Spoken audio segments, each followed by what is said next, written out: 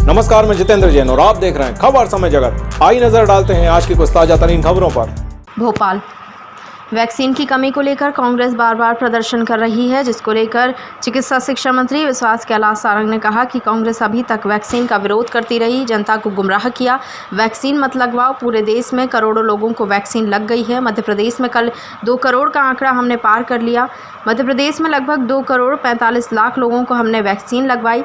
उसके बाद भी कांग्रेस समझ नहीं रही, दिग्भ्रमित होकर जनता को गुमराह करना चाहती है। अपनी राजनीतिक रोटी सेकने के लिए इस तरह जनता को गुमराह कर रही है। वहीं उन्होंने राहुल गांधी को आड़े हाथों लेते हुए कहा कि राहुल गांधी ने ट्वीट करके कहा था कि वैक्सीन की कमी है, वो यदि हमें और हमारी सरकार को अपनी जिम्मेदारी निर्वहन करने का संदेश देते हैं तो वह भी हिंदुस्तान में केरल प्रांत के वायनाड से सांसद हैं। वो बता दें कि अपने संसदीय क्षेत्र में उन्होंने कितने लोगों को वैक्सीन लगाई। वो लगने के बाद क्या वायनाड के एक भी वैक्सीनेशन सेंटर पर गए? क्या राहुल गांधी ने केरल में, जो आज भी देश का हॉटस्पॉट बना हुआ है कोरोना के मामले में, जहां पर लगातार कोरोना के पेशेंट हज़ारों की संख्या में आ रहे हैं, क्या वो उस राज्य में जाएं जहां से वह सांसद बनते हैं और सांसद होने के नाते संसद में जाकर अपनी नेतागिरी करने की कोशिश करते हैं? देखिए, अभी तक तो ये वैक्सीन का विरोध करते थे। अभी तक तो ये केवल जनता को गुमराह करते कि वैक्सीन मत लगवाओ। पूरे देश में करोड़ों लोगों को वैक्सीन लग गई। मध्य प्रदेश में कल 2 करोड़ का आंकड़ा हमने पार कर लिया। कल फर्स्ट डोज का 2 करोड़वा जो वैक्सीन है कल ही लगा है। मध्य प्रदेश में लगभग 2 करोड़ 45 लाख लोगों को हमने वैक्सीन लगा दी, पर उसके बाद भी कांग्रेस को समझ में नहीं आ रही। ये दिग्भ्रमित होकर जनता को गुमराह करना चाहते हैं। अपनी राजनीतिक रोटी सेकने के लिए इस तरह जनता को गुमराह कर रहे हैं। मैं कांग्रेस के नेताओं से पूछना चाहता हूं, वैक्सीन को लेकर यदि इतनी बातें कर रहे हैं तो कोरोना जब था, जब आप कहां थे? और यदि कांग्रेस के नेताओं को इतना ही जनता के प्रति अनुराग है, कल कांग्रेस के नेता राहुल गांधी जी ने भी ट्वीट किया था और उन्होंने कहा था कि वैक्सीन की कमी है।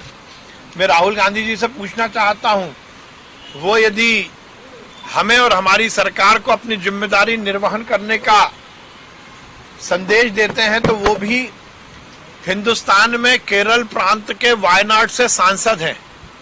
वो ये बता दें कि अपने संसदीय क्षेत्र में उन्होंने कितने लोगों को वैक्सीन लगाई। वो वैक्सीन लगने के बाद क्या वायनाड के एक भी वैक्सीनेशन सेंटर पर गए?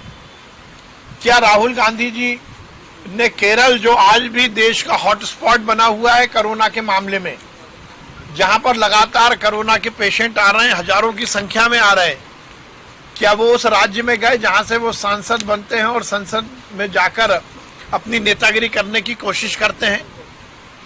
कांग्रेस के नेता बताएं, कमलनाथ जी 50 साल तक छिंदवाड़ा की जमीन पर राजनीति करते रहे। ये बता दें कि एक व्यक्ति को भी क्या उन्होंने जो 25% प्राइवेट सेक्टर में पैसे देकर वैक्सीन लगाने का प्रावधान है, क्या उससे एक व्यक्ति को भी वैक्सीन लगाई?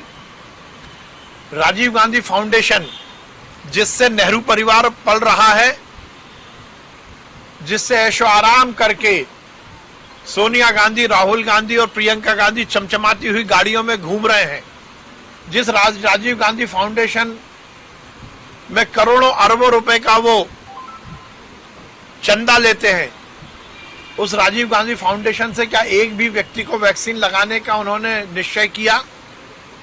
मुझे अच्छा लगता राहुल गांधी और कांग्रेस के नेता वैक्सीन पर प्रश्न चिन्ह लगाते, पर उससे पहले वो ये भी बता देते कि उन्होंने कितने लोगों को वैक्सीन लगवाई। केंद्र की सरकार नरेंद्र मोदी जी के नेतृत्व में पूरे देश में निःशुल्क वैक्सीन उपलब्ध करा रही है और ये हम सबके लिए प्रसन्नता और हर्ष की बात है कि इस देश में इस महामारी को लड़ने के लिए, उसको परास्त करने के लिए मोदी जी पूरा प्रयास कर रहे हैं। रेत उत्खनन हो या कोई भी अवैध काम हो, ये सब की शुरुआत यदि हुई तो ये कमलनाथ जी की 15 महीने की सरकार में हुई।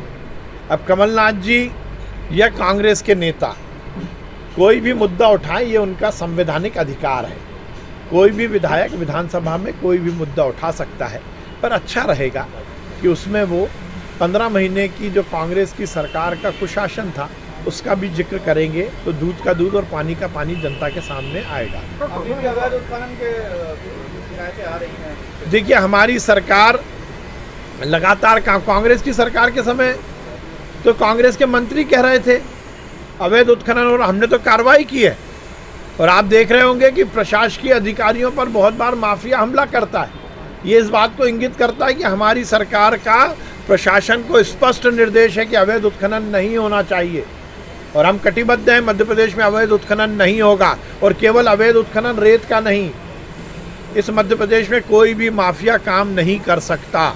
ये हमारा संकल्प भी है और ये हमारी कटिबद्धता भी है। ये सुनिश्चित करना कि इस देश में, इस मध्य प्रदेश में कोई भी भ्रष्टाचार का काम नहीं होगा, ये हमारी सबसे बड़ी प्राथमिकता है।